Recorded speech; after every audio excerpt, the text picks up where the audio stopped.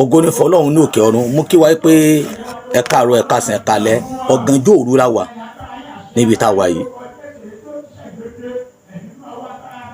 Ọ̀gànjọ́ òru la wà yìí. Ọ̀run sọ fún mi kí n sọ fún alájà yìí gbọ́ o, má sì mí gbọ́ o. Ẹ̀yin kan wà tó jẹ́ pé ẹ máa ń ṣì ìran gbọ́ ẹ sì máa ń ṣì í túmọ̀. Ó wà bẹ́ẹ̀ nínú ayé. Má sì mí gbọ́, má dẹ̀ sì túmọ̀. Ṣùgbọ́n ẹ bá mi sórí ọ̀fẹ́ rẹ̀ kó kan ìyá yẹn lára. Mo fẹ́ jáde láti ní kí n sọ ìran yìí.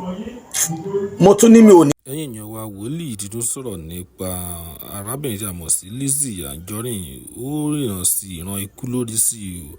Ẹ̀yin wa, ẹ jẹ́ ká gbọ́ látẹnu arákùnrin yìí, wòlíì yìí tí ó ríran sí Lizzy Anjorin nípa ọ̀rọ̀ ikú.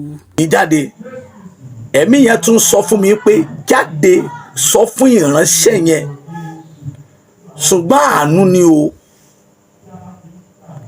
Gbọ́ o, tó bá jẹ́ pé ọlùwẹ̀ yìí Adémọ́lá tó bá rí orí ọ̀fẹ́ àti àánú, ikú yẹn ó lè rí kò lórí ẹ̀ dáadáa. Gbọ́ mi o, má sì mí túmọ̀ mọ́ yé sọ fún yín o. Ẹ̀yin kan wà lórí social media wípé tẹ́ bá ti ń rí mẹ́sẹ̀gì báyìí, alátìpani àti alásìtúmọ̀ àti alásìgbọ́ nìyí. Mọ́ sọ pé wòlíì ń sọ nonsense. Ẹ jọ̀ọ́ ẹ jẹ́ kí mẹ́sẹ̀gì kó dé ọ̀dọ̀ alájà Lizzy Anjorin. Tó bá ní mo fẹ́ trend, ó kù sí ọ lọ́wọ́. Kó dé ọ̀dọ̀ alájà Lizzy Anjorin. Ọ̀run sọ fún mi wípé ohùn Olúwa tọ̀ mí wá wípé sọ fún ìránṣẹ́ yìí kó gbàdúrà. Olúwa fi àánú gbà mí lọ́wọ́ gbogbo àwọn ènìyàn tó yí mi ká. Olúwa Ọlọ́run fi àánú gbà mí lọ́wọ́ gbogbo àwọn èèyàn tó yí mi ká. That is a prayer point. That's only one prayer point that God wants her to pray. Tó bá jẹ́ pé ìyá yẹn yóò jókòó sórí awọ ní wákàtí 5 tó máa ń ké kó fi gbà á. Ìbá ṣe bó jẹ́ pé àwọn ọjọ́ kan ní òní kó fi gbà ládùúà. Olúwa fi àánú gbà mí lọ́wọ́ gbogbo ènìyàn tó yé mi ká láti má jẹ́ ń bọ́ sí ọwọ́ wọn. Oh God, láti má jẹ́ kó bọ́ sí ọwọ́ ènìyàn. Ọ̀run sọ fún mi pé wọ́n ó fi ènìyàn dọdẹ rẹ̀, wọ́n ó fi ènìyàn ṣe ìdẹ́kun fún. Ṣùgbọ́n kí ìránṣẹ́bìnrin yẹn ohun tó nílò ni wípé Olúwa fi àánú rẹ̀ fi gbà mí, fi gbà mí. Ọlùwẹ̀ Adémọ́lá, ibi táwọn èèyàn lè sìn dé nìyẹn o. Gbogbo àwọn tó yẹpa àwọn jólólùfẹ́ ẹ̀ tán sunkún tán ṣe gbogbo ẹ̀, ibi tán lè sìn dé nìyẹn o. Wọ́n sì padà létí ibojì. Mi ò sọ̀rọ̀ ikú o, mi ò sọ̀rọ̀ ikú o. Ẹ mọ́ sì mí túmọ̀ o. Ṣùgbọ́n ọ̀run ní sọ fún kó gbàdúrà. Olúwa fi àánú gbà mí lọ́wọ́ gbogbo àwọn ènìyàn, lọ́wọ́ gbogbo tó yí mi ká láti dọdẹ rẹ̀. Mo dẹ̀ gbàládùá alájà yẹn ò ní bọ́ sí páńpẹ́ ayé.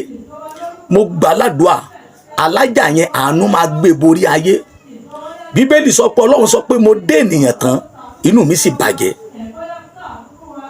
Tí ènìyàn bá fi lè disappoint Ọlọ́run, tí Ọlọ́run sọ pé inú mi bàjẹ́ nítorí mo dá ènìyàn, wọ́n á fi ènìyàn dọdẹ ìránṣẹ́bìnrin yẹn o. Ṣùgbọ́n kó lọ́ mọ́ gbàdúrà. Olúwa fi àánú rẹ̀ fi gbà mí. Ohun tí ọ̀run ní kí n sọ fún alájà Lizzy Anjorin nìyẹn. Ẹ jọ̀ọ́ gbogbo ènìyàn, ẹ bá mi share message kó dé ọ̀dọ̀ alájà Lizzy Anjorin. Tó bá wo time, òru la wà, tó 3 òru la wà, tó 3 òru la wà. Ìwọ tó bá wá wù ọ́ o lè ṣépè, ìwọ tó bá wù ọ́ o lè ṣàdúà. Gbọ́ mi o, tí Ọlọ́run bá fẹ́ ṣàánú ènìyàn, yóò rán wòlíì, yóò rán àfà, yóò rán wèrè, yóò rán ọ̀mùtí, yóò rán ọkùnrin, yóò rán obìnrin sí. Ẹni tí ò ríran rí ó lè lálàá ẹ̀. Ọlọ́run fẹ́ ṣàánú ẹ̀ ni o, àánú ni o. Kí alájà yẹn mú àfetí gbọ́ kó parẹ́ kó dẹ̀ sì mọ́ fetí gbọ́ ọ̀rọ̀ àwọn ènìyàn pé nọ́ńsẹ̀nsì yìí wòlíì yìí sọ. Olúwa fi àánú gbà mí lọ́wọ́ gbogbo ènìyàn tó yé mi ká láti má jẹ́ ń bọ́ sínú ìdẹkùn.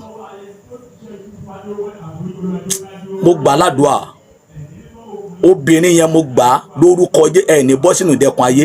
I don't want her to call me. I don't need anything from her.